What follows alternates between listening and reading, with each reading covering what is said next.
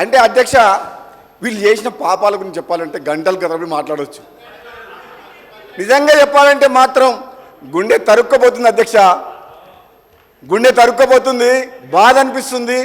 ఆవేదనతోటి బాధతోటి మాట్లాడుతున్న మాటలే తప్పితే వాళ్ళని నిందించాలని వాళ్ళని విమర్శించాలన్న ఏమాత్రం ఆలోచన ఉద్దేశం లేదు అధ్యక్ష. ఎంతసేపు రాజకీయ ప్రయోజనాల కోసం వాళ్ళు తీసుకున్న నిర్ణయాలు, అధికారంలోకి ఎట్లా రావాలి, అధికారం ఎట్లా నిలబెట్టుకోవాలి, మళ్ళీ అధికారంలోకి ఎట్లా రావాలి, రాజకీయ ప్రయోజనాలు దృష్టిలో పెట్టుకొని నిర్ణయాలు తీసుకుంటే నిజంగా రైతుల మీద ప్రేమ ఉందని వీళ్ళు అంటారు అధ్యక్ష. రైతు ప్రభుత్వం అంటారు అధ్యక్ష. రైతుల కోసం మీటర్లు పెట్టకుండా కొట్లాడినమంటారు అధ్యక్ష. అధ్యక్ష 10 ఏళ్ల పాటు మీ నియోజకవర్గంలో కూడా అధ్యక్ష ఒక మాట, ఇప్పటికి కూడా తెలంగాణ గ్రామాల్లో మన గ్రామాల్లో ఇళ్ల మీద కరెంటు వైర్లు ఉన్నాయా అధ్యక్ష? షిఫ్టింగ్ చేయమని ప్రతి ఊర్లో అడుగుతారు. లైన్ షిఫ్ట్ చేసిన అధ్యక్ష, ప్రతి పల్లెటూరులో లైన్లు షిఫ్టింగ్ చేసిండ్రా?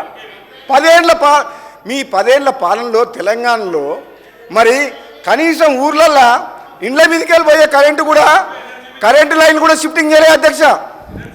ఒకప్పుడు వేసిన కరెంటు పోల్స్ 50 మీటర్లకు ఒక దగ్గర ఉండాలి, ఒక పోలు 50 మీటర్లు ప్రతి పోలు మధ్యన 80 మీటర్లు 100 మీటర్లు వైర్ అంతా కిందికి దిగబడి కరెంట్ షాక్ కొట్టి ప్రమాదాలు చనిపోతుండ్రు అధ్యక్ష. అన్నిటికంటే ప్లాంట్లు కడతామంటుండ్రు, అడిషనల్ ట్రాన్స్ఫార్మర్స్ ఇప్పటికి కూడా మా నియోజకవర్గం మున్గోడు నియోజకవర్గంలో ఎక్కడ పోయినా ఏ ఊరు పోయినా ఓ 25 kVA ఉంటే 5 నడవాలి మోటార్లు 5 HP, 8-9 ఉంటాయి.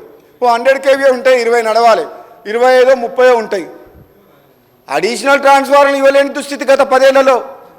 ఫోన్ లైన్ షిఫ్ట్ చేయలే ఇండ్ల మీదకి వెళ్ళి, అడిషనల్ పోల్స్ ఇచ్చి కరెంటు కూడా సక్రమంగా రైతులకు కరెంటు సరఫరా చేయలే. అన్ని ప్రమాదాలు ఎక్కడ పోయినా ఊర్లలో.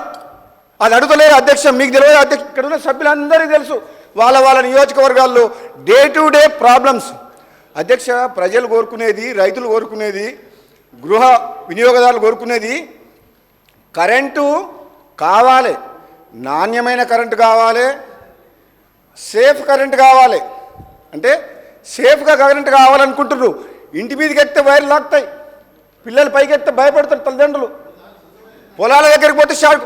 మా సొంతం చిన్నాన అల్లుడు అధ్యక్ష, సొంతం చిన్నాన అల్లుడు గుడ్డిమల్కాపురంలో ఆదిరెడ్డి అని మా సిస్టర్ హస్బెండు షాక్ కొట్టి చనిపోయిండు. నేను ఎమ్మెల్యేగా ఉన్నప్పుడు దిక్కు లేదు, ఆయన డెడ్ బాడీ పడి ఉంటే నేను పోయేంత వరకు కూడా అధికారులు ఆనాడు 2019లో. అంటే ఎంత నిర్లక్ష్యపూరితంగా గత ప్రభుత్వం రైతులకు ఇస్తున్నామంటారు కరెంటు. ఎక్కడ 24 గంటలు.